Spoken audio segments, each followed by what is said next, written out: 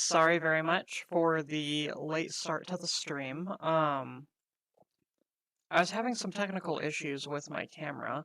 I couldn't get it to work for some reason, and I basically ended up having to completely reset my computer to get it to start up.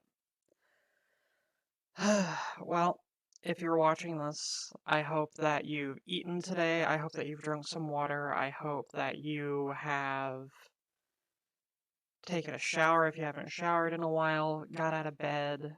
You know, whatever you do for your self-care, I hope that you've done. Okay? Okay, so for today's topic, it's going to be coming out of the closet. How do you do that? When should you do that? What to plan for whenever you do that? A whole bunch of other stuff, okay? Hi! Good morning, Jasmine. I hope that you're doing well today. Jasmine is my little sister. I love her. She's incredible. And she's actually part of the inspiration for this, as is my first patron over on Patreon. If you'd like to be one of my patrons, which would let you do stuff like have access to movie nights, which I'll be starting next month, let you vote on topics for Topic Tuesday, and hopefully in the future a bunch of other stuff, you can find a link to my Patreon in the social links section for my Twitch channel. Okay, so, oof, I need to blow my nose real quick. This is gonna be gross.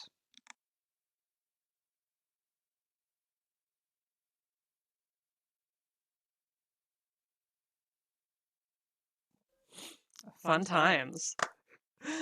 Okay, so, first up, what is coming out?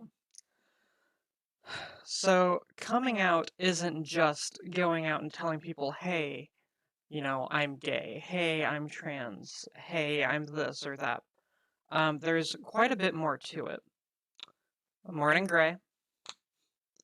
Another big part of coming out is actually living your life. So like for me, coming out wasn't just me going and telling people, hey, I am a trans woman. A lot of it was clothes shopping. It was living as a woman. It was making sure that people gendered me correctly, used my name, treated me correctly, because like a lot of people were very rude and gross to me. And so that's a big part of it.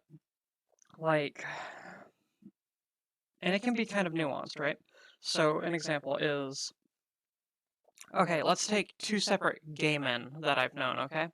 So gay man number one, he was in the closet about being gay. I mean, they both were. No one knew they were homosexual, but he was a lot more flamboyant. He wanted to be a lot more flamboyant, right? Kind of like the more stereotypical gay man. But then the other one was a lot more of, just one of those manly men. He had the big beard. He wanted to ride the motorcycle. He had the dad bod. He, liked steak and potatoes. So for this man over here, the one who wanted to be more flamboyant, his coming out wasn't just him saying to people, hey, I'm gay and stuff like that, but it was also him living comfortably and living in a way that he wanted to live. Okay? So yeah, that's a huge part of it. Whereas for this other man who already lived a very manly, mannish life, his coming out was a lot easier because, or I shouldn't say it was a lot easier, but it was different, I should say. Echo. Echo, echo, echo. Echo. Ah. Boop. There we go. For some reason, my, my camera also has a mic on it, and it turns on randomly. I'm gonna go ahead and remove that from here. Ah! Rip. Wrong thing. Okay, okay, okay, okay. Boop. Yay! Done! Okay. I am totally good with technology.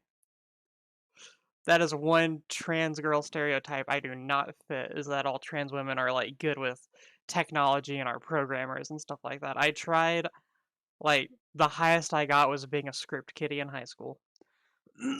Um, so yeah, for the manly man, his coming out was him just telling people that he's trans, or blah, was just him telling people that he's gay and stuff like that, and him then proceeding to date men. He didn't have to change his lifestyle. But whereas for the other man who wanted to actually live his lifestyle differently and who had traits and characteristics that were more akin to the stereotypical gay man, his coming out was significantly different because for him, not only did he have to come out as gay, but he was also going to get a lot of flack for how he acted and he was going to get some disrespect and, all this other stuff. So for him, coming out was also, hey, I'm going to be acting differently. Hey, this is who I really am. So coming out isn't just telling people, hey, I'm LGBT. That's one step in the process, and that can be you coming out to a specific person. An example is Abby. Back whenever we were in high school, he came out to me as a trans man. At the time, I didn't know what a trans person was. But him coming out to me like that allowed him to, around me, act more like a guy and present himself more masculine without me questioning him, second guessing him, and being like, well, are you really sure you're a guy? You did this feminine thing. And so it can be difficult, especially for those who don't want to go with the basic things that come with gender. For instance, there's a huge group of trans people who like characteristics of their AGAB. For instance, trans men who want to be feminine. There's a whole subreddit dedicated to that, and I love that subreddit. And there's a lot of trans men I know who want to wear makeup, who still like wearing some things like skirts and whatnot, but they feel pressured not to because doing so would get them ostracized. And they deserve better than that. And they deserve to come out better than that. And that's the thing is that changing the way you act, your lifestyle and all that can in and of itself be its own coming out problem. Um, for instance, a lot of people had no problem with how I acted whenever they thought I was a gay man.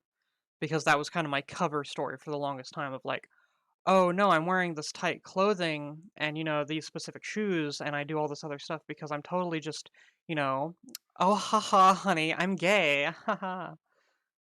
And that was disingenuous to me. And to be honest, it was kind of disingenuous to the gay community because, like, I was kind of appropriating them in order to protect myself and put up a shield, and they deserve better than that, and I deserve better than that. Um, but yeah, like, not only whenever I came out did I have to come out as a trans woman, but I also had to, like, come out as a trans woman that likes masculine things. Right? Okay, so Gray just said, yep, my mom says, if I'm a trans mask, then why do I like some skirts? And it's like, because you deserve to like them. It's just clothing, that's it. And it's like, I get flat because I like to go on hikes. I love my big axe. I love my spear and all my little weapons. I love chopping wood. I love, learning different things. I like fighting.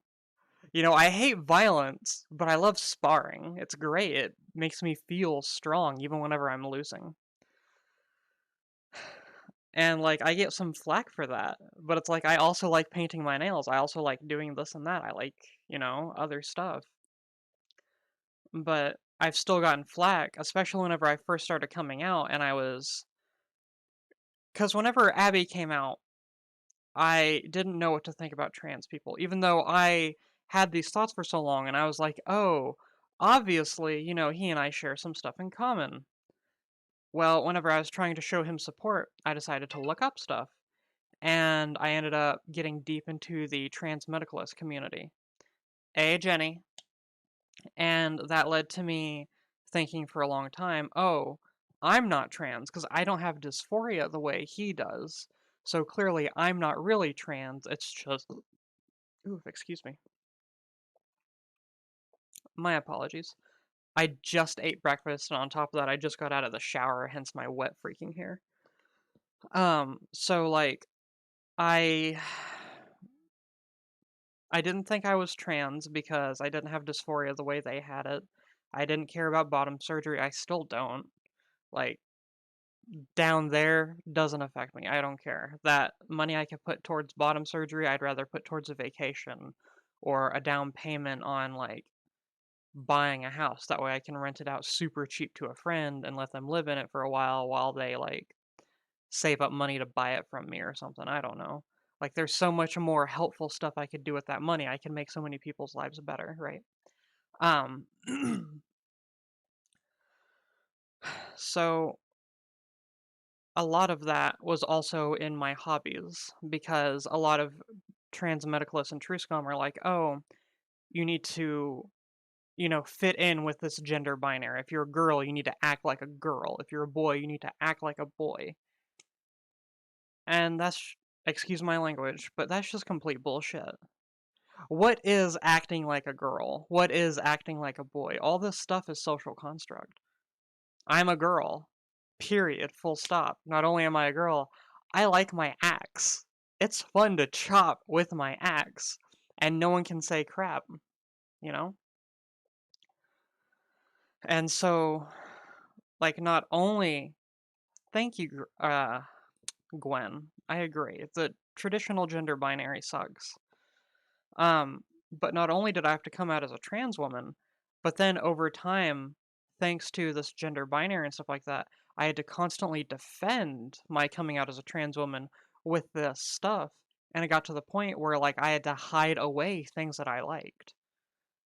Like if okay, say there was a person that I liked and I'm talking to them, right? I'd feel the need to hide away certain aspects because, oh, what if it's too masculine for them? Oh, what if it's too this or that? And then they don't accept me anymore. And basically, it got to the point where I had to come out liking certain things. I had to come out like, yo, I'm pro gun reform. I like guns. Yo, I'm a girl. I like my axe. I like weapons. I like, you know, all this other stuff. I'm a huge history nerd, right? And like, there's just a lot of weird stuff to that. So coming out to an individual is one thing, but then there's multiple steps to it, such as changing your lifestyle, the way you act, and a whole bunch of other stuff. For instance, I'm not going to be considering myself fully out until such a time as I've changed my name, I've forced my work to start using my name and my proper pronouns and everything, and how do I put this? And I'm to the point where I have a decent wardrobe where I'm not constantly cycling between 4 different shirts and 4 different pairs of pants. um, that's a holdover from like my days in a cult and stuff like that, where like everything had to be super efficient and other stuff. Story for another time kind of thing, you know? Um, so yeah, once I have an actual wardrobe with clothes that I like, including a whole bunch of skirts and dresses and stuff like that, that's when I'll consider myself fully out and stuff like that. Because as it is, there are still times whenever I go boy mode. For instance, there will be days whenever I'm extremely dysphoric, and I'll be like, okay, today I'm just gonna go back in the closet for today to give myself some like reprieve. So I'm gonna put on my masculine pants.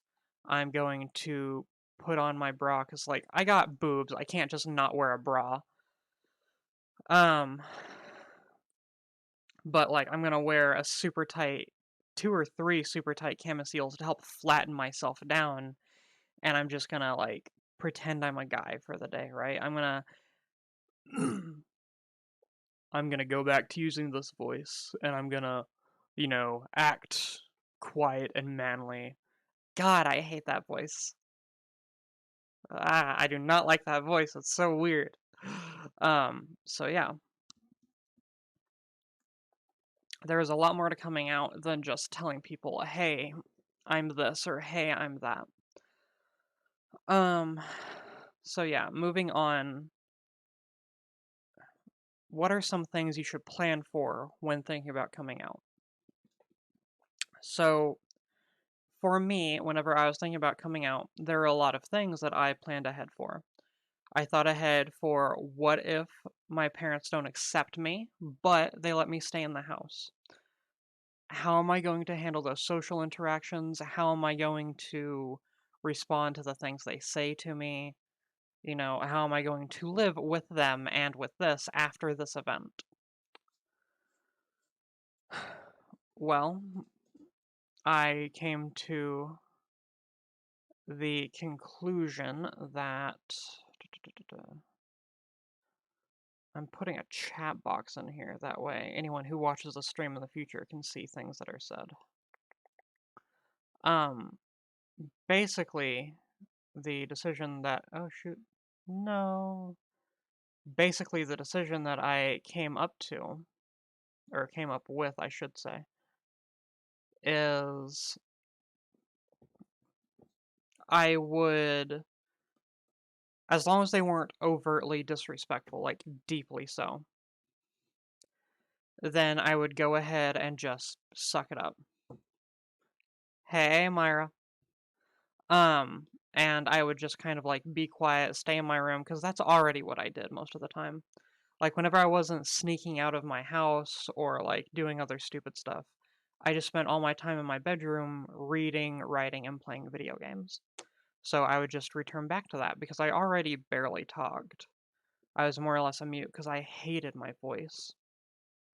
Um, and then I could do what I've always done, where I used video games to live out being a girl, right? So that was that. As long as they weren't overtly disrespectful, as long as they weren't overtly trying to cause me any dysphoria or anything, I just let it go. My other, well, I should say overtly causing dysphoria. Whenever I actually came out to my parents, I didn't come out as trans. I actually came out as pansexual. But yeah, it kind of applies to. I was too afraid to come out as trans at the time. But yeah, basically, as long as they weren't trying to cause me any like negative feelings about it, anything like that, I would go ahead and just deal with it. Um, so yeah, the second thing I plan for is what if they kick me out? Where am I gonna go? Who am I gonna stay with? How am I gonna proceed? So I had to come up with a totally new plan for that. So I was like, okay, before I come out, I'm going to make sure that I have clean clothes. I'm going to have at least 3 days worth of clean clothes that I can wear. I'm going to make sure that I have my very basic toiletries, and I'm going to toss a couple cans of food in there because I still do this thing where, like, I'll just eat ravioli out of the can. And whenever I was in high school, I would buy Campbell's chicken noodle soup, and for lunch, I would just shake it up really well, and then I'd pop the top, and I'd just sip all the juice out. And then I would take the top completely off and I'd just shake some of the noodles into my mouth and I'd slowly eat it that way, and everyone gave me such weird looks. Um, but yeah. So I put myself a few cans of my chicken noodle soup and ravioli in there with a fork. And yeah, I planned for having to be homeless for a little bit. And one of my plans was, okay, Abby is my best friend, so if I do get kicked out, I can go over to his house to shower, hopefully, whenever his mom's not home. Um, there was a girl that I had dated. Um, so I'm gonna say this just because basically I did um, things I'd rather not talk about in exchange for her letting me try on her clothes and stuff like that in secret because we had a very similar body type and she was pretty open to that kind of stuff. So I would sneak out of my house and go, do that at night. And so I could go to Abby's house and I could shower and stuff like that. If I couldn't get to Abby's house and shower, I could always go to her house, to this other girl's house. Well, other girl, Abby isn't a girl. We're gonna call her Maharaji, cause where she's from, and also because I like that name. Um, even though I didn't care for her, I like that name, so this kind of helps me talk about that stuff. But yeah, if I couldn't get to Abby's house and take a shower, at his place, then I could always go down the road to Maharaji's house and I could ask her to let me shower.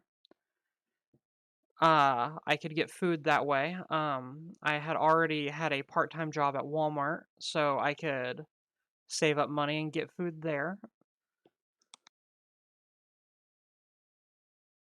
Um, so all I'd really have to worry about is where do I sleep and where do I keep my stuff. So I started looking at homeless shelters and aid for people in my age group, which was like 16 to 18 and whatnot. And I started getting all this other stuff figured out.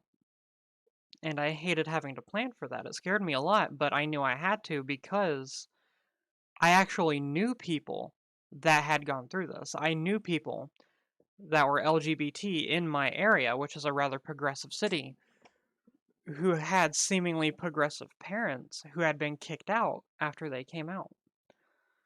Um, so yeah, and I had to make all these plans. So, some stuff to plan for. Where are you going to go if you get kicked out? How are you going to get food? How are you going to shower?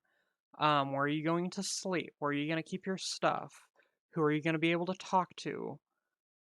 There's so much stuff you got to plan for, but there's also resources like Trevor Project and a few other groups that can help you plan for this. Members of the server, you can actually go to the resources tab on the server, and I have links to a whole bunch of groups that can help you find aid and can help you, get things like this figured out. Okay. Um, the next step I had to plan for is what if they become violent? This one's going to be difficult. I hated having to plan for this. I hated thinking that this might happen. No one wants to think that their parents would be violent. No one wants to think that. But it's a sad reality, especially here in the South, that this kind of thing happens from time to time. And it's, kind of terrible. It sucks. It's really terrible parenting. Um, but I had to go under the assumption of what if my parents do become, physically violent? What if, say, like my dad kicks me out or something, or my mom hits me, or, any number of other things, right? What if they try to kill me? So I am not proud of this. I had actually stolen a thing of mace from the mall because occasionally I would skip class and instead of going to school, I would take the school bus to school, and then some other kids and I would just walk across the city and just go hang out at the mall. And so one day while at the mall, while thinking and planning about all this, I decided I was just going to steal some mace. I'm gonna block this person because we do not do that here.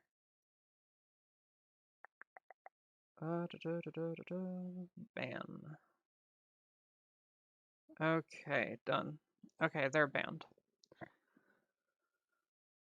So, yeah, I actually... Ooh, that's kind of gross. I put on deodorant this morning. Maybe I need to get some antiperspirant. Um, but yeah, I was hanging out at the mall and I actually stole some mace while thinking about all this. And so I was like, okay, if they attack me, I'm gonna have to use this mace. I'm going to, use it to create an opening for me to get out. And I had my backpack and stuff hidden down the road a little bit, and there was this like little, not quite abandoned park, but it was kind of hidden due to some foliage and other stuff. So like I was the only person that I ever saw there. So it was like, oh, if something happens, I'm gonna go to this park, grab my backpack, and dip. So it was like, oh, I have this mace. I'm going to use it to defend myself, and then I'm going to leave. And I'll grab my backpack and I'll go and get help.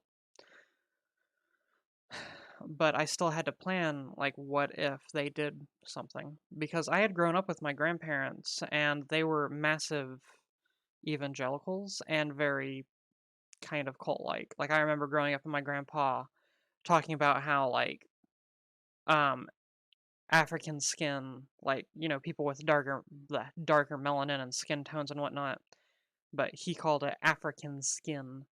How that was actually the mark of Cain, and how, like, all this other weird stuff. Like, white people were, by God, supposed to be in charge and all this other stuff. Like, he just talked about some terrible crap.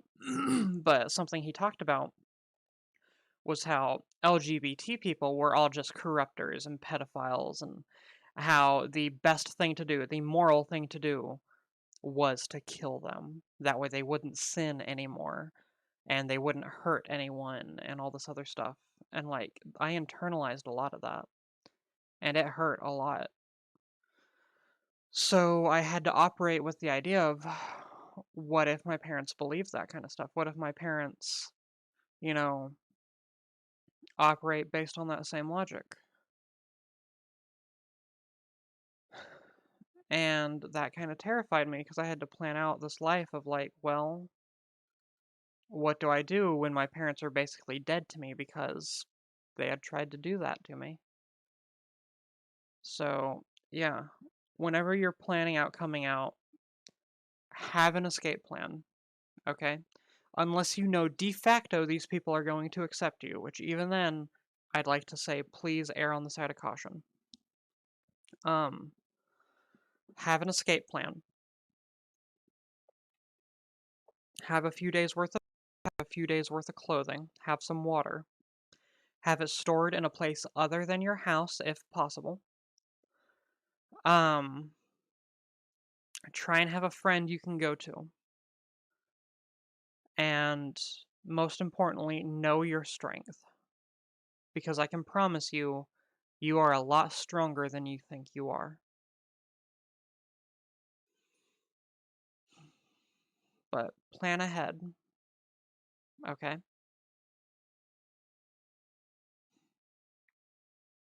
Okay. So next up, we're going to be covering how to come out to different people, what to expect, how to go about doing it, how to kind of test the waters, stuff like that.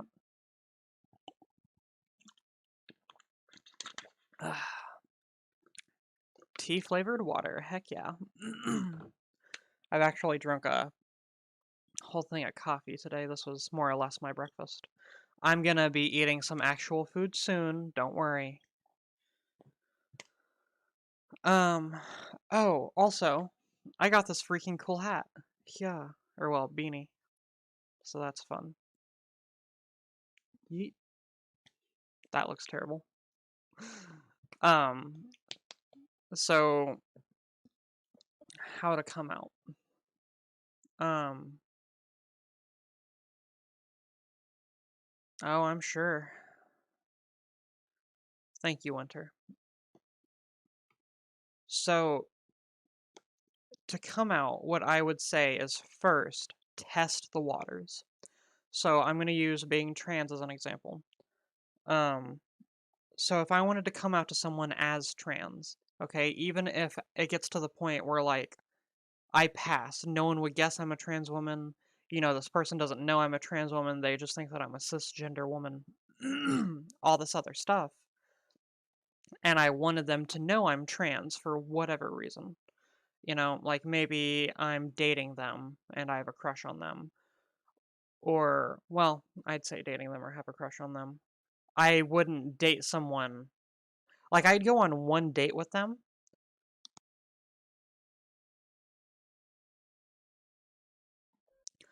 Sorry about that. The reason I have to keep pausing is because using this voice causes strain to my throat because I'm still not used to it, because aside from these videos, I don't talk very much. IRL, I'm actually kind of shy. Abby thinks it's a pretty funny difference between how I act on stream versus real life, where, like, getting me to talk is like pulling teeth. Um, so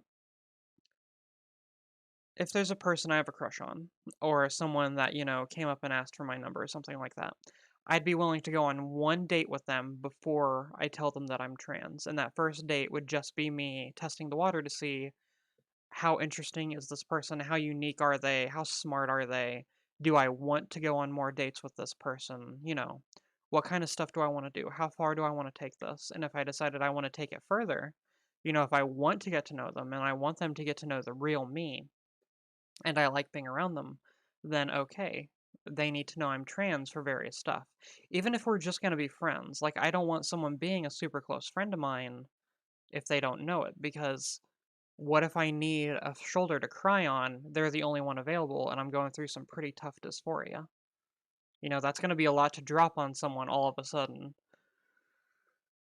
So, for me, the way I test the waters, and I would always, always advocate for testing out the waters before you come out to someone. So, I start out by bringing up LGBT stuff, just in general, and I don't lead them, okay? I don't start out with positive stuff, negative stuff, I don't lead them. I just bring up, oh, hey, there's this LGBT bill going on. LGBT bill. There's this bill going into law that will affect LGBT people. What do you think of this bill? Do you support it? Are you against it? Stuff like that. And I try to stay up to date on all the stuff that could affect LGBT people in my area. So if they don't know anything about it, I'll tell them a little bit about it. Like, oh, this bill would make it harder for transgender children to get the care and support that they need. And if they came out to a school official, like a teacher or something like that, then that official would be forced to tell the child's parents, which could put the child in danger. And I would wait to see their reaction. I'd wait to see how they talk about it, if they talk about it, what they think about it. Are they for it or against it? And that would be one way that I test the waters. And if I test it in a non-trans focused way, I then proceed to go to a more trans focused way. Like, oh, I heard about this trans woman that got, a little bit of gaff for using the women's restroom at Walmart. And even though she passed, her voice didn't pass so well. And she said, bless you to someone in there because someone sneezed in the women's restroom. And suddenly, this manager came and started giving them gaff and all this other stuff. And, I'd see how they respond. Are they like, oh, that was wrong? Or, oh, that was right. How dare she use that restroom? Or, does this person misgender them? Or, I'd see how they respond, how they act, how they treat this person that they have no, connection to. And that's a huge indicator for me. How do you treat people that you don't have to treat well? Whether it's because they're below you, whether it's because. Thank you. I agree. Honey bunches of ghosts. Wait, what? Fuck them, whether passing or not, they are shits. Are you, honey bunches of ghosts, are you speaking pro-trans or anti-trans?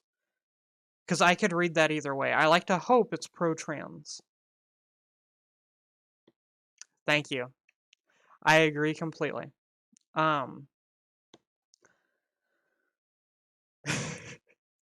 Okay, cool. Thank you, honey bunches of ghosts. Um, but yeah, a huge indicator for me for how good someone is how they treat someone they don't have to treat well. Whether they don't have to treat them well because this person is so far below them for whatever reason, like class-wise or some other stupid thing, or because this person is never going to find out. Like, if you and I are in a room alone and there's a person that we're talking about who's never going to know that we had this conversation, ever, and you're, misgendering them and using the wrong name and, all this other stuff, that tells me a lot about you. And it tells me a lot of how you're going to treat me whenever I'm not around. So, yeah, I'll test the waters by figuring out how do they treat other people? How do they respect other people? Do they support these issues? Would they support someone like me? Um, and after that, I would then kind of slowly continue past that, right? For example, which Michael, if you're watching this, I know this comes as no freaking surprise, but there's this guy I know named Michael. Incredibly nice guy, super great. He's funny. He's just really freaking helpful. Like whenever Abby and I got this house and we started moving in, I was venting to him one day at work because we both work at the same surgical center. And we were actually partners on a surgical team for like a long time. But one day we didn't have any cases and he and I are just chilling out in the break room playing D&D together because we're super nerds. And I make a remark to him of like, "Oh yeah, Abby and I are trying to move in. We're trying to like save up a little bit of money that way we can rent a U-Haul because we're still pretty tight and all this other stuff." Yeah, he is a Chad. Because all this other stuff. And then we'll be able to finally get our furniture moved in and our washer and dryer. We've been having to like wash things by hand on a little scrub board, a makeshift scrub board, and we've had to hang it out to dry and all this other stuff. And he's like, "Oh, really? Bet. Be right back." And he like disappears for a minute, and then he shows up and he's like, "Hey, so I talked to my dad. I got the truck for the rest of the day. Let's clock out, even though it's going to make him lose money by doing so, and he needed the money. And let's go get my dad's truck, and let's go get all of this stuff moved in one day. All I need from you is a bit of gas." And so we go and we get everything moved in one day. He just busts his butt doing that. And it's like, I didn't ask him to do that. He didn't need to do that. He chose to make that call and to clock out and lose some money and all this other stuff just because he's such a good friend, right? Well, needless to say, he's kind of the guy that I would like to date one day. And so, like, while testing the waters with him, I brought up things like, all that I did. And of course, he was very open to it, very accepting, because he's just a really nice guy. And so, whenever I did eventually come out as trans, and I tested the water a little bit more to see would I want to date him? Would he and I, if we were to date, would it go well? And it turns out it wouldn't. Not because he's, any of this other stuff, but just because of his preference for certain things that I'm not going to talk about because there are children on this stream. Um, so yeah, but he's still one of my best friends. He and I still hang out. He and I still hug every time we see each other. I was feeling super dysphoric one day, and I kid you not, this guy shows up at midnight with this giant freaking teddy bear that I have over here on my bed now. And he just like hands it to me and he hugs me for a bit. And then we just sit down and talk, and I give him some food, and we just talk, and I end up feeling a lot better because he's just that nice of a guy. He's really cool, right? And so, like, yeah, you can test the waters, and it may not always work out, but you can find some real catches that way, like some really awesome friends, some people that you'd really want to be around. Like, Michael could show up right now and be like, "Hey, I need a place to stay." And I'd be like, "Dude, I get you. Let me clean up my room. You can have my bedroom. I'll sleep on the couch. You can stay here as long as you need. I got you. Okay? You need help moving? I'll come help you move. You need help doing this? I'll come do this. You need some money? I got you. Okay?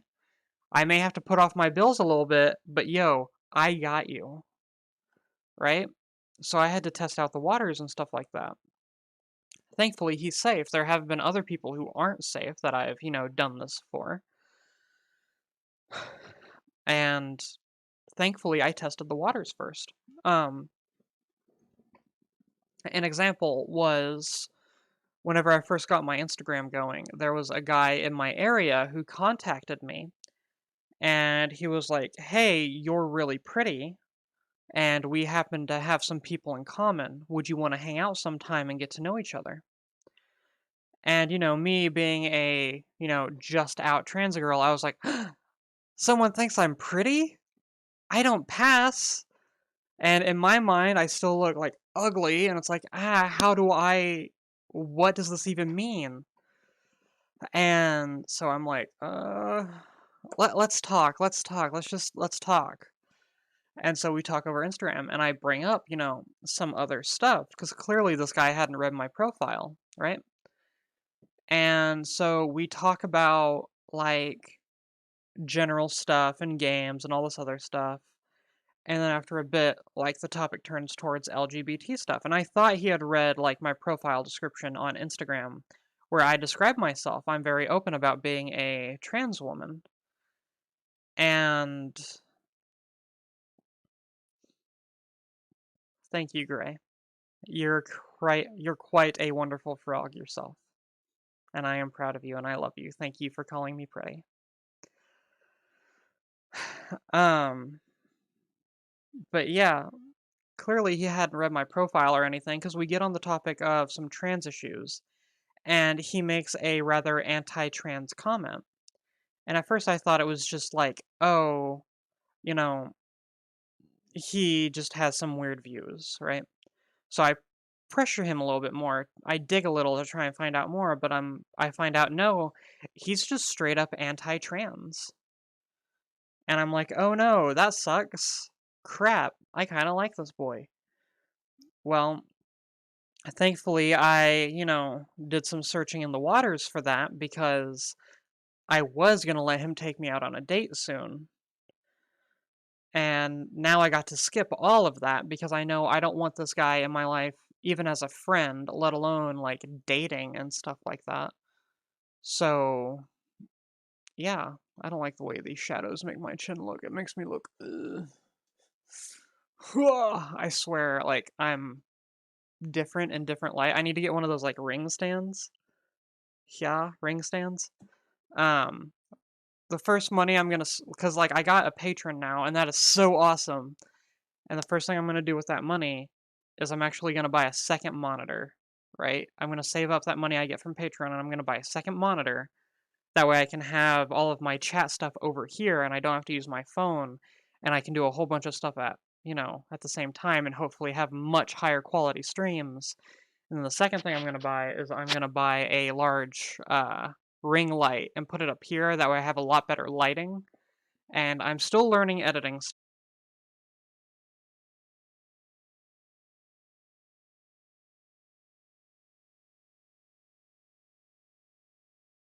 Like, yo, look at the quality. This is so cool. But yeah, anyway. Um, but yeah, thankfully I had, kind of tested out the waters, because imagine, I've dated this guy. I think he's trans friendly, and we've been on a few dates, and suddenly, we're getting a little serious, and then he finds out. That could put me at a major risk. That could, like, be physically dangerous for me. And that's scary. That's a scary situation to be in. So, if you want to come out to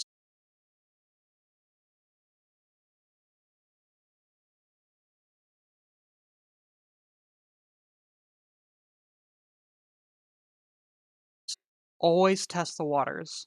Always figure out their views on other LGBT stuff, and then try and hone in a little bit on whatever your thing is, whether it's you being bi, whatever else, trans, stuff like that.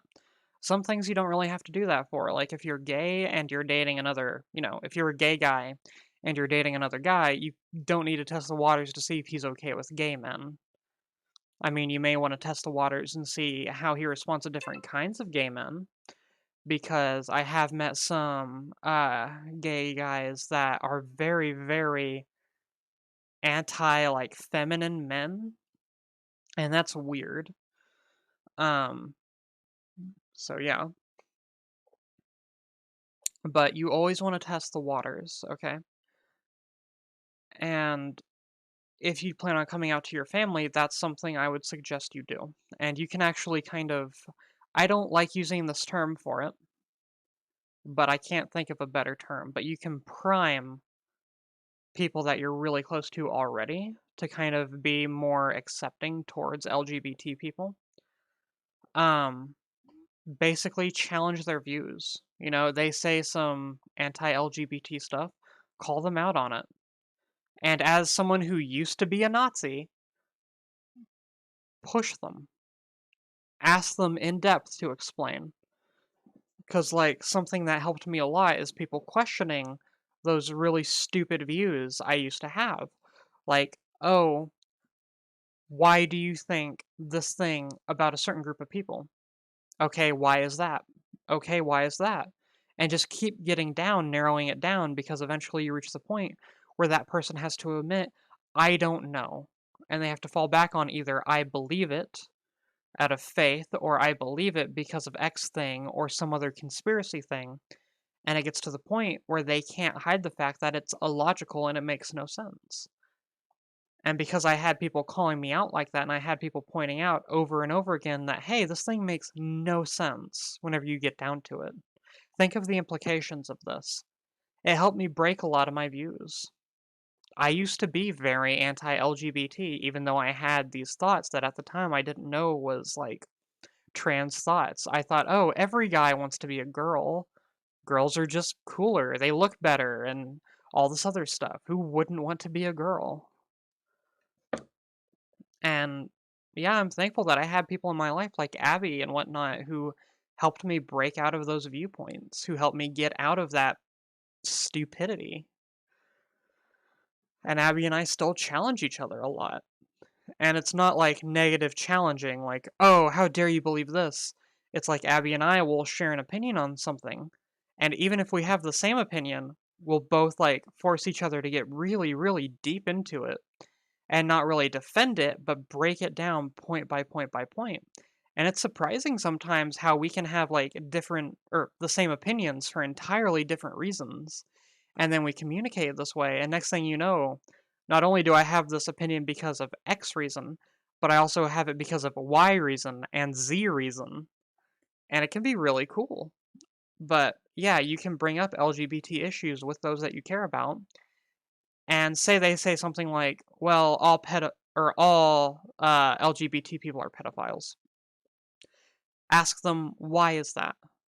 Where's the evidence? Where's the proof?" If they can't show you any proof, be like, "Well, I mean, I've met LGBT people and they seem fine.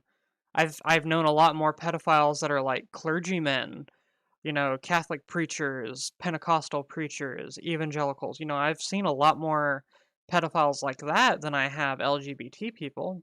By your standards, wouldn't that mean that religious people are pedophiles?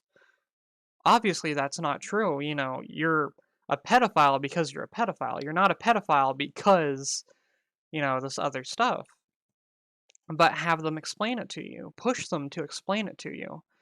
And each time they fall back, push them on that point too until they get to the point where they just have to admit, you know, it doesn't make sense, but I believe it because whatever. And then let them know, well, I'm a little disappointed in that. I expect you to know better and to believe things based on evidence, not emotion, not because you've been led to believe this because of stereotypes and all this other stuff. I'm still doing that to my family, pretty often. It has made my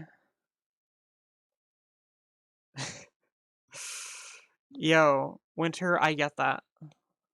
I get that. Oh boy, do I get that.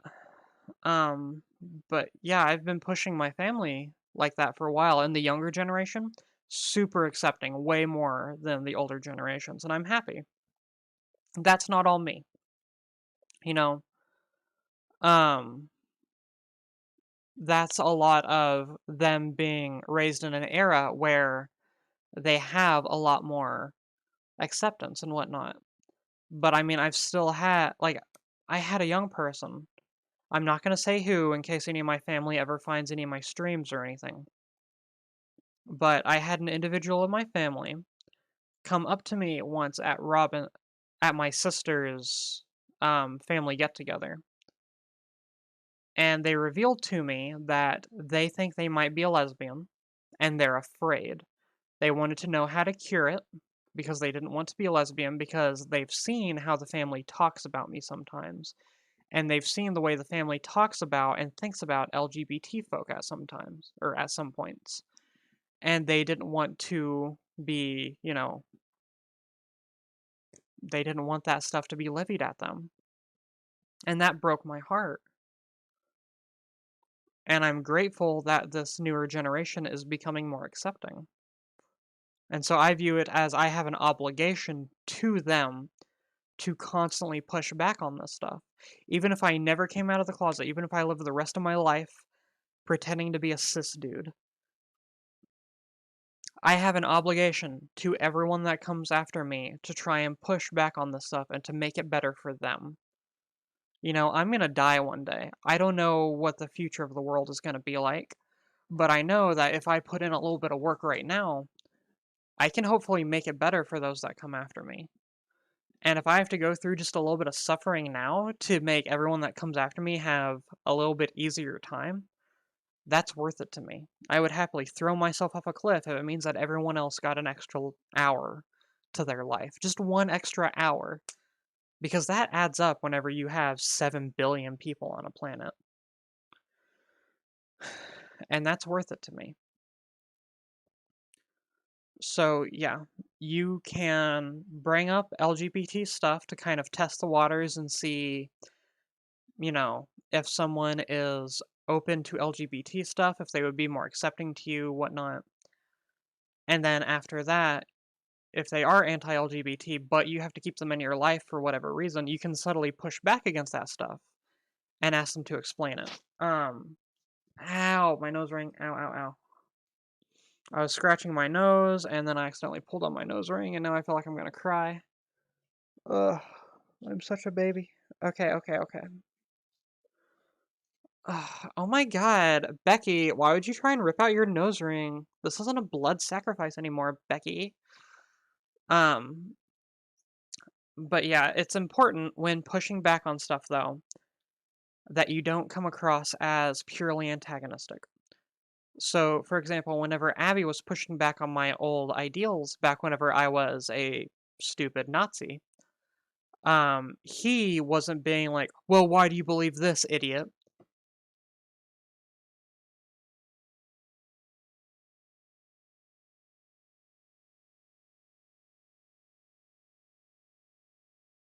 Me this stuff, to try and convince himself. He was asking me this stuff because he knew it was BS, right? And so, like, I'd say something racist, and he'd be like, oh, is that so? Interesting. Will you explain that more to me? Okay, why is that though? Where'd that come from? Okay, cool, cool. But what about this implication it has? But what about this though? Okay, cool. So what about this? Oh, do you not have an answer for that? Okay, what if I rephrase it like this? What about this route? No? What about this route then? Okay, so if it doesn't hold up over here, then how does it hold up over here? Okay, but then what about this? And he just like slowly removed the base. And it's kind of like a tree. You take out a base and the whole thing falls because we're not living in Minecraft. And like a lot of my views, just one after the other, he just caused to crumble with this determined but non-antagonistic questioning.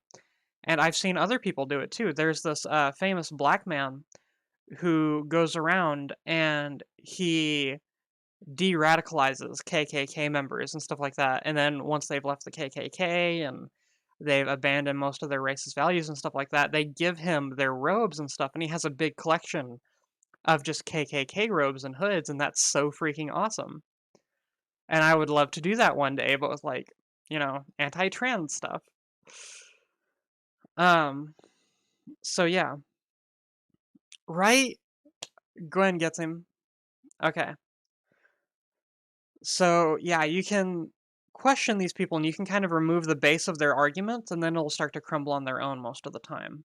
If it doesn't, then that's because they honestly believe this stuff, even though they don't have any evidence. That's because they want to believe it. By believing this thing, it reinforces other views they have. And so if they don't reinforce this, they can't believe this. Hey, that's his name. And that's an important thing, is because a lot of our viewpoints we have because we have to have it in order to have another view. And that can be dangerous, but it's also very important. Hey, Winter, that's a super good idea. I do that too. Especially because you can use, like, especially the King James version, after all of those revisions, you can use pretty much any part of the Bible to justify just about anything. It's great. Um, but yeah. So we're gonna move on a little bit, and we're gonna talk about how to actually come out. Um, so you've got your plan in place, you've tested the waters, or you have your escape plan in place. You've tested the waters, you think it's going to be safe for you to come out, or you kind of feel that you have to come out for whatever reason. Like maybe you're just so depressed you need to come out, or maybe something's happened and you're already being outed, so you want to get, ahead of it. Um, oh cool. I'd love to check out that documentary. Thank you, Eddie. But so after all this, how do you go about coming out? There's several different ways. Some ways are a lot safer than others. So whenever I came out, it was after I had switched over my insurance from my parents. I had already started HRT, and I decided I had to come out because I was losing weight rapidly. But on top of that, I was starting to grow boobs, and my chesticles were becoming kind of noticeable, especially the skinnier I got. Like, you may not be able to tell. God dang, why am I sweating so much? It is cold in here. I am so sorry about that. I should have worn a different shirt. Um, but I've lost nearly 100 pounds since starting HRT. As of this morning, I'm at like 199. It's great. For those who don't know, before my transition, I was like a 300-pound guy who like very often did like bouncer work and security work at like conventions and other stuff. And on top of that, at work, a lot of people, like, I had one nurse. Okay, kids, cover your ears. It was common if there was a large patient for nurses from other floors to come and get me. And I remember having one nurse, like, there's this huge guy, like almost 450 pounds, right? And there was like the anesthesiologist getting his head, then we had a nurse down here, one nurse getting each leg, then we had two nurses over here to like lift him up, and then it was me on this other side who was going to grab the sheet or put the roll board under him, grab the sheet that I had on it and pull him towards me, right? And some of the nurses who were new were like, "Are we sure that we can let them do that? Like, isn't this like, are you sure they've got it?" And this one nurse just kind of laughed and was like, "Oh, don't worry about them. They're a brick shit house. They got this." And like, yeah, I was the go-to person for heavy lifting. And I remember like working at Walmart, just like those things of like 30, 40 water bottles, just like one in each hand, just like picking them up and tossing them up on top of stuff. Fun times. So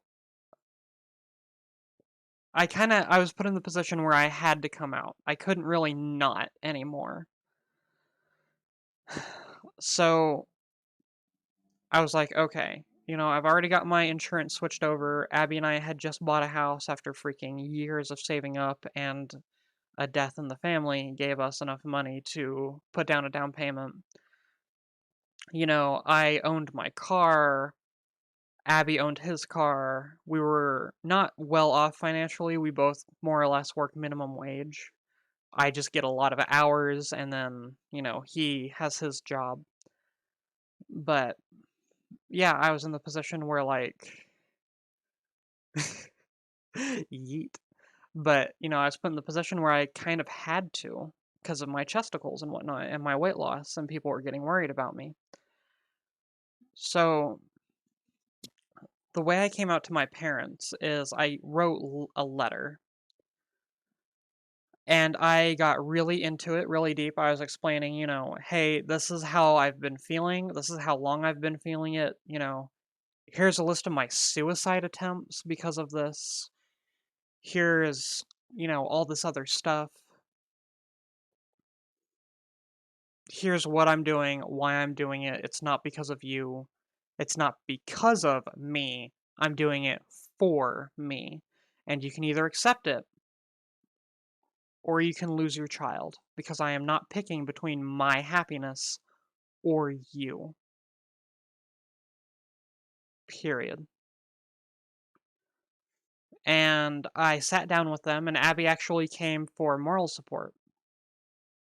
And I sat down with them and I read this letter to them through tears.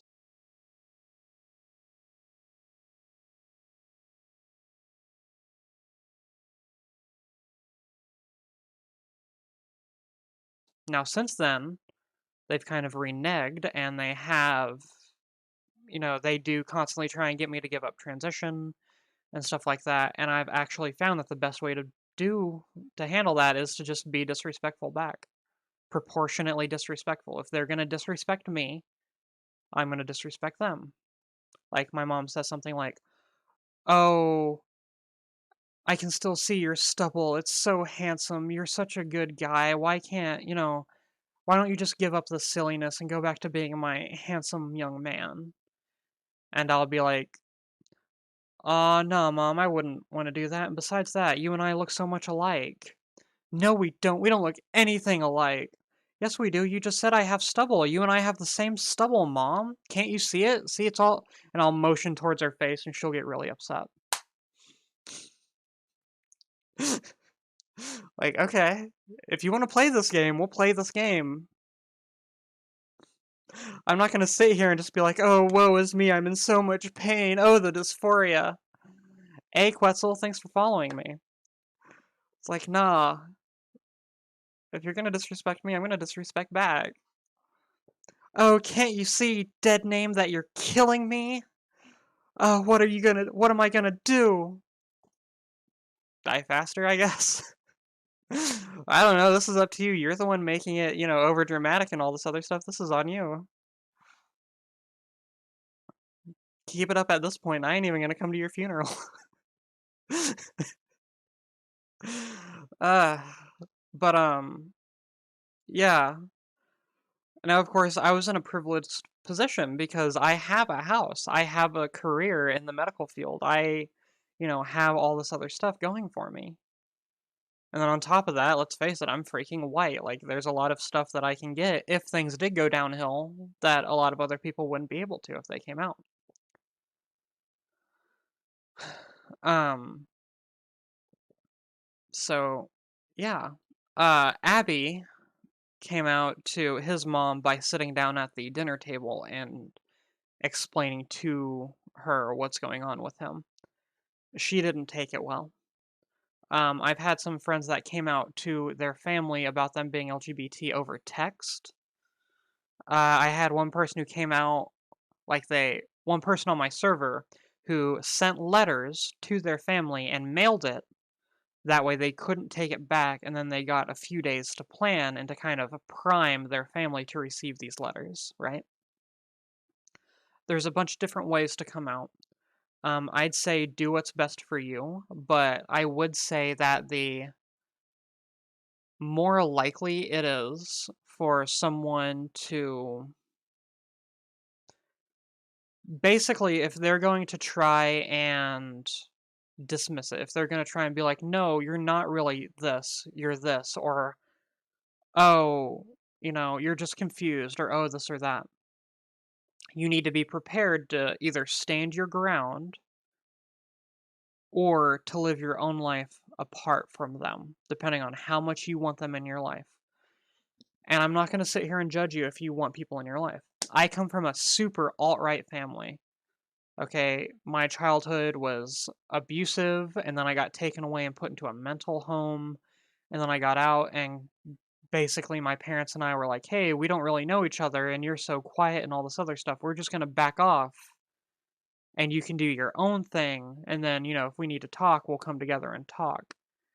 And, like, by that point, I was so weird that, like, my parents sat me down one day and were like, "Hey, we know you're 13, but we're moving all the way across the country for X reasons. You're gonna lose your, friends and stuff like that. Are you gonna be okay?" And my response was, oh, I don't give a crap about my friends. Dad, are you going to be paid more? Okay, what about our standard of living? Okay, what about this? Okay, how's the insurance over there?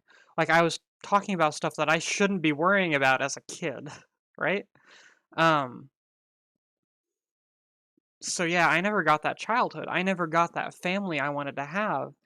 And even if I did, I wouldn't have had the family I wanted because I wasn't living in this family as me, as Bryn, as a woman. I was living in it as a guy that I hated being. And I want a family. I want that connection. But I can't have it with an alt-right family who doesn't accept me. But I'm never going to stop hoping for that. And so I'm never going to judge you if you want someone in your life. Can you send me a truckload of ice? Cheese 5 pizza, are you okay? But yeah, I'm never going to judge you for wanting a connection with someone, even if, like, they're transphobic, LGBT phobic, whatever else. You have a right to want to be in someone's life and to have someone in your life. And that's normal. We as humans we're pack animals, for lack of a better term. We want to be in a group. We like having community. That's how we've evolved. Is we've evolved to be part of a community, part of something bigger. And that's okay. But if someone is going to be actively harmful to you, you do need to be prepared to take care of yourself. And that is part of loving yourself. That's part of self-care, is refusing to let someone use you and abuse you and hurt you. And that's important, very important. So the more likely it is for someone to, be like, oh, this is just a phase, oh, this is this or that, the more prepared you need to be for that backlash and that pushback. And sadly, if you want them in your life, the more prepared you're going to have to be to sit down and give them examples and facts and point out, this thing that you said is stupid, this thing that you said is harmful, this thing that you said makes no sense, and I'm not going to have it. And that's something that I'm having to do with my parents. An example is on Sunday night, because the first Sunday of each month I go and I visit my parents for between 1 to 3 hours. They found out that I'm changing my name, and they got very upset, because of course they don't want me to go through with any of this, right? And there's something I really wanted to say to them, but I didn't get until after the fact.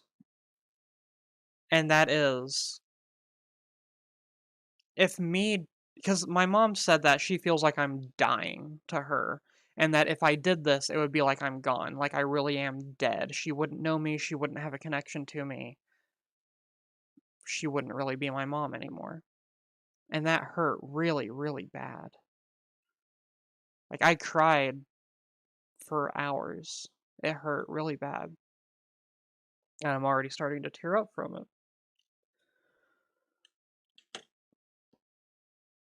But something that I wanted to say at the time, but I didn't because I didn't think of it until after the fact.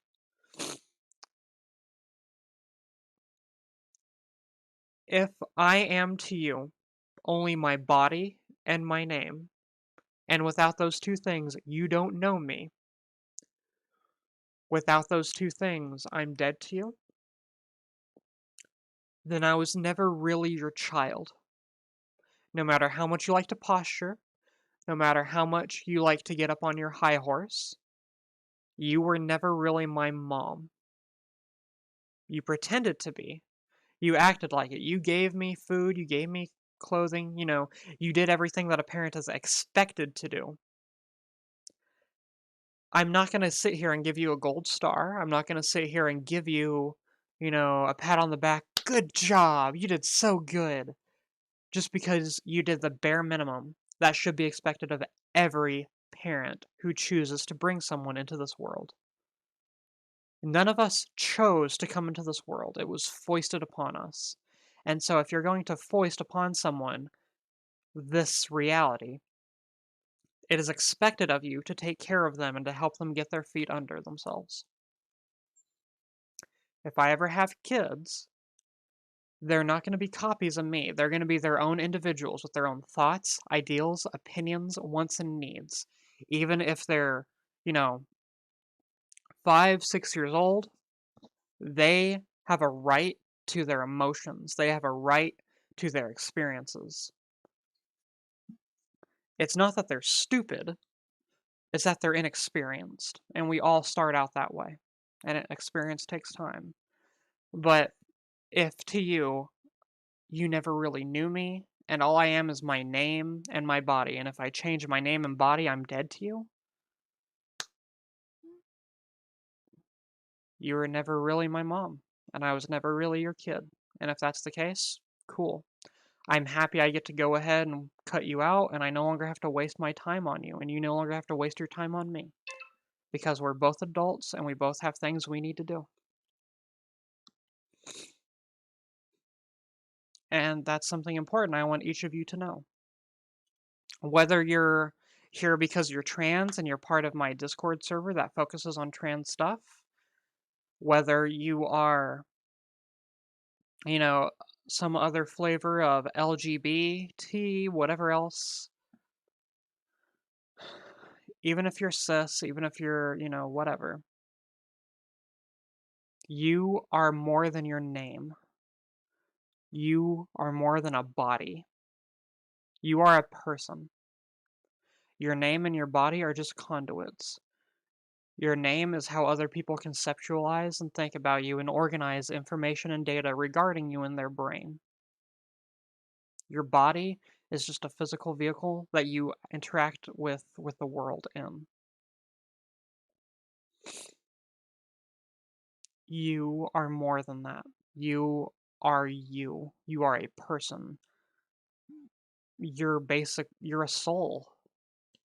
I'm not a religious person. I don't believe in the afterlife or anything, but I don't really have anything else to call a consciousness besides that. And you deserve to change your body and your name to be whatever you want. You had this reality foisted upon you.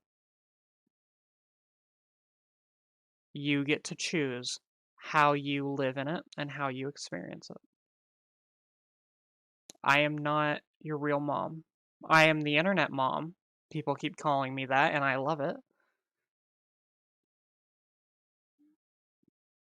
But I want you to know that I'm always going to accept and love you so long as what you're doing is best for you and it isn't harmful to anyone else. And I wish that each and every one of us got the love, care, and acceptance we deserve.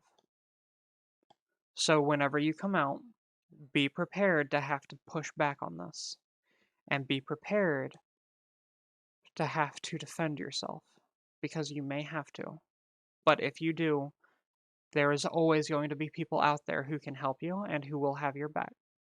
Groups like the Trevor Project. People like me. People like Gwen and Eddie from the server. People who I look up to greatly because they are just so kind and compassionate. People like Abby, who doesn't hate anyone, no matter how stupid they are, no matter how racist or sexist, but who will, because they are just so compassionate, sit there and patiently ask questions and whittle away whatever base they have for those stupid claims until that person is left with nothing but their own honesty that they can no longer deny.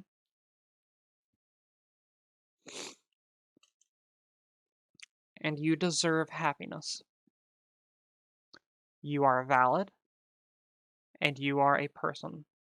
You are deserving of patience, love, and compassion. You are deserving of your own self respect and control over yourself and your body. No one should ever, nor can they, deny you that, though they can try. And if they try, I hope that you fight. With every ounce that you have, with everything that you can muster, I hope that you fight.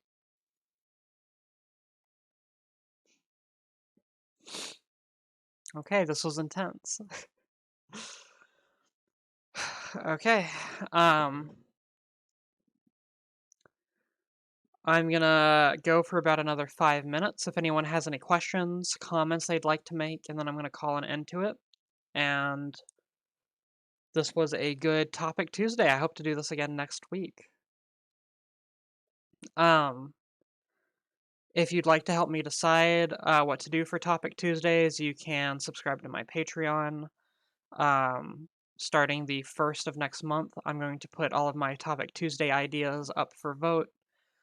For the rest of Pride Month, I'm going to be LGBT focused, or I'm going to be doing LGBT focused Topic Tuesdays.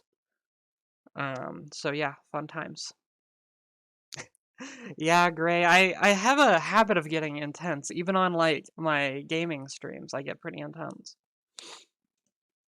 After this, I'm gonna put some laundry in the washer and then I'm gonna go for a walk and then I'm gonna go out and get some groceries because I'm out of cabbage and I'm out of lettuce.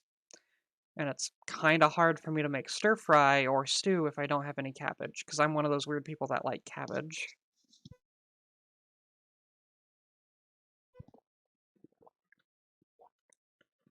You just heard those swallowing noises. I bet that was gross. Please make sure that you eat and drink today, okay? So Topic Tuesdays are... Thank you, Quetzal. Just a heads up that my Topic Tuesdays are never going to be scripted, though I may have talking points. But I'm never going to script any of this. Everything is just going to be me talking, though I may like Google stuff at some point or, other stuff, but yeah, it's never going to be anything else. I think I got some I tried to glue something down on my fucking desk and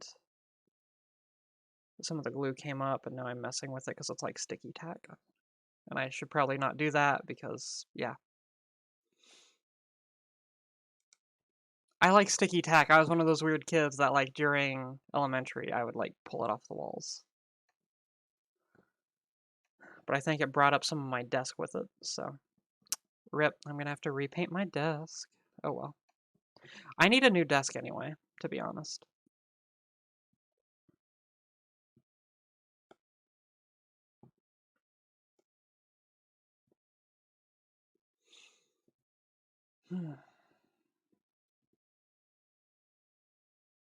But yeah, Topic Tuesdays might get kind of intense. I may need to include trigger warnings in the titles from now on. I think with my next one, I may be talking about self-hating subgroups within the larger LGBT community, such as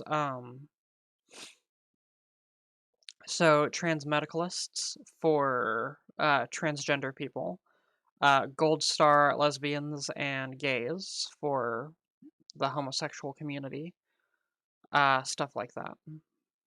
Oh, intense is good sometimes. I know that after having the really intense night I had with first my parents and then my brother the other night, and I got home, the next day I felt like I had a massive hangover. And like I was just so out of it. But like after I finally got some calories in me and I had a good long shower and I had drunk something and I had gone for my walk and everything, like it's kind of like whenever you scrub yourself really, really hard with a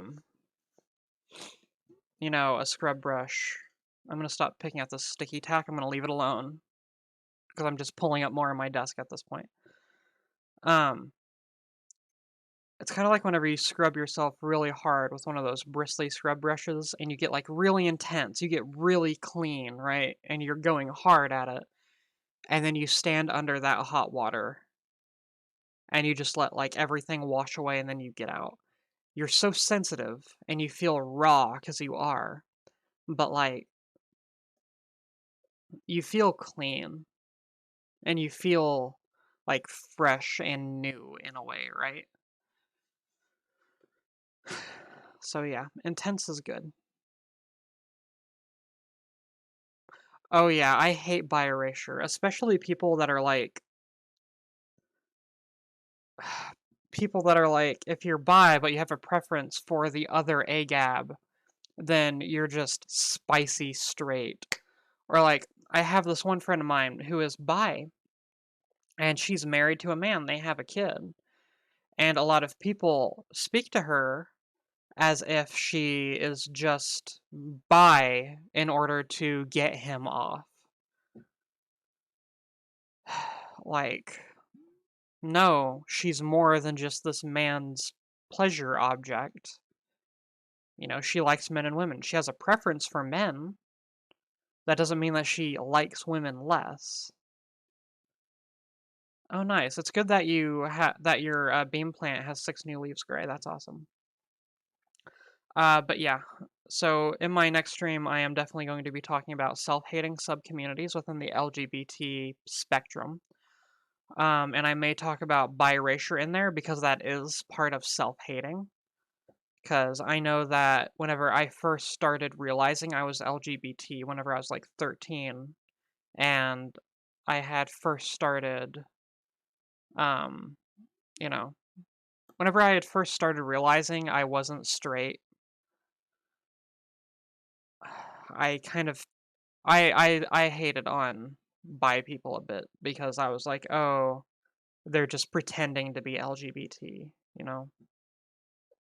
Like, oh, if they're bi, but they have a preference for their own AGAB, well, I shouldn't say AGAB.